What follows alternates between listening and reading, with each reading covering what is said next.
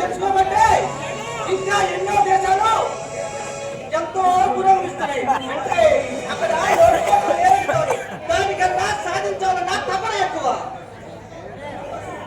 ఎంతసేపు పక్కవాడు పైకెక్కకుండా ఉండాలని చూడాలని కావాలి. ఎదుటి వారిని విమర్శించడంలోనే వారి తెలివితేటలు వ్యర్థం. ఇలా ఒకరి వంట పొందలేక చిన్న పిల్లలవుతున్న ఆదివాసులు మర్చిపోతున్నారు. పెరిగిపోతున్న ద్రవ్యోల్బణాన్ని గుర్తించట్లేదు. ఈ దేశంలో కొంతకాలం పోతే ఎంత అనావృష్టి తాండవిస్తుందో, ఎన్ని ఆకాశాలు సంపాదిస్తాయో ఎవరు తిండి ఎవరు.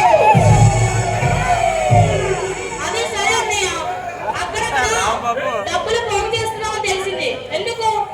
నేను పిలిచేది కాదే అమ్మా, కోసం నిర్వహించాలని నిత్యం సమస్యల పోరాటంలో వేసిన వారి జీవితాన్ని ప్రశాంతంగా ఉంచాలని కంకణ పట్టుకున్నాను.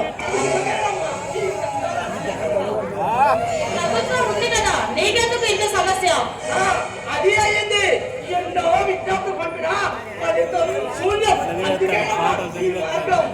భగవంతుడి దయ వల్ల నాకు ఆ సమయం దగ్గర పడింది. ఒక మహానుభావుడు నా ఆశ్రమిని నాకు ప్రోత్సహించాడు. తన సహకారం పూర్తిగా ఇస్తానన్నాడు.